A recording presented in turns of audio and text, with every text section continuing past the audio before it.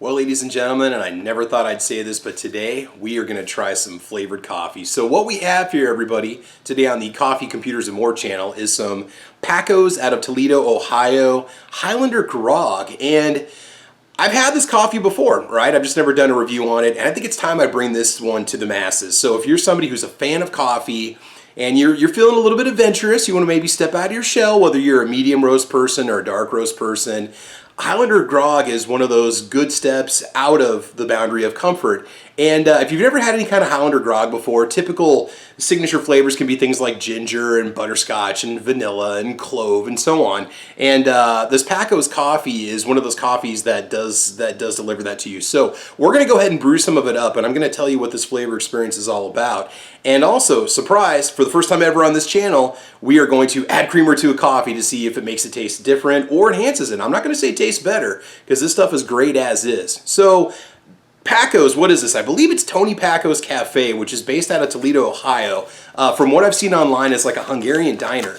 But they feature all kinds of different food. I guess they're known for their zesty and sweet pickles that come in jars. And they're also known for their chili dogs. And just looking at the menu online, it looks absolutely fantastic. They've been around since 1932.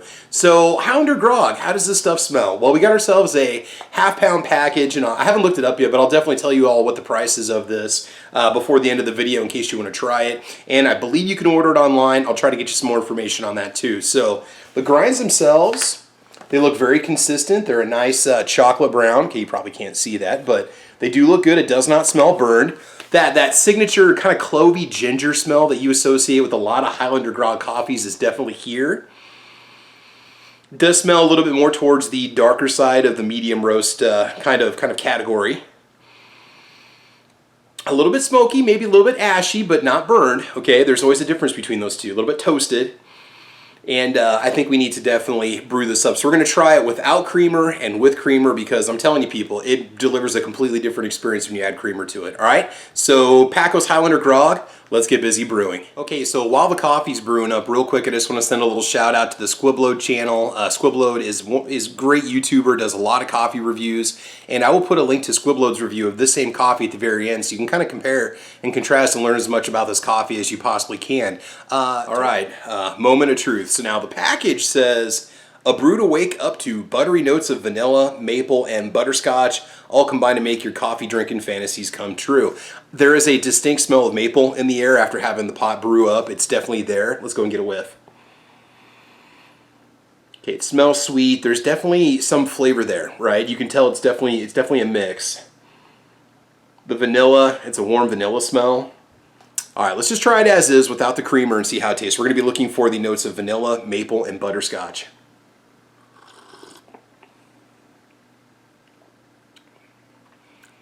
Initial hit is very rich, slightly bitter on the back end, but I did make it kind of strong today. That butterscotch, vanilla, let it linger for a little bit. It is definitely there. It's just a hint. It's just kind of a smooth emulsion in the flavor. It doesn't just hit you, and it doesn't taste artificial. I guess that's the main thing I want to say. It's really, really good. This is one I could definitely wake up to. This is one you want to enjoy. This isn't something you want to power down. It's got a lot of flavor to it, a lot of complexity, a lot of body to it. It's very bold. It's very rich. All right, so here's the secret with the coffee creamers. Now, a lot of people just like to put regular cream and sugar in their coffee to kind of tone down some of the bitterness or some of the harshness of it, make it a little more richer tasting, and that's fine. But when you've got yourself a coffee that has a vanilla flavor to it, or almost like a caramel flavor to it, you can complement or enhance those flavors with creamer of the same flavor. So let me grab the creamer real quick. We'll show you what we're going to add to it, and then we're going to mix it up and see how it changes the experience.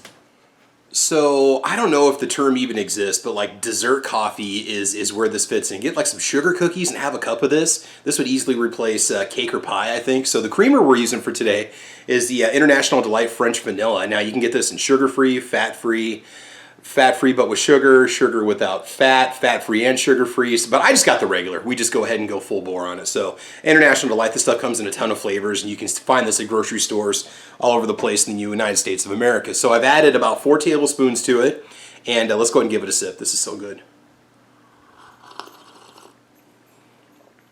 Oh man. All right. It's almost like a latte. It's creamy, it's sweet. Like I said, it's not something I'd want to do every single morning unless you're the kind of person that has to have that kind of sweet edge to your coffee, but it just enhances it. It's just so good. Maybe top it off with a little bit of whipped cream. Just go wild.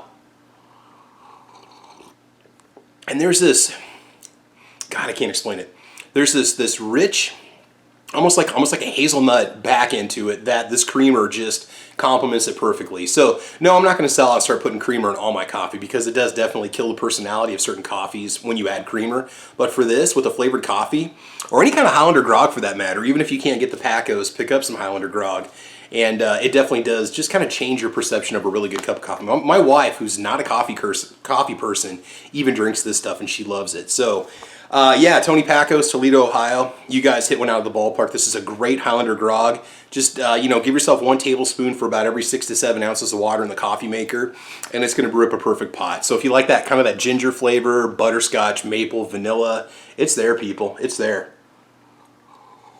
Yeah, that's fantastic. All right, so anyway, guys, this is Travis, and again, thanks for watching the Coffee, Computers, and More channel. So make sure you check out Packo's Highlander Grogg. Squiblo, thank you so much for sending this to me. It's amazing stuff. Might just have to try to get some more. And you guys have fun, be safe, and as you know, we will talk to you soon. Like and subscribe. Okay, bye-bye.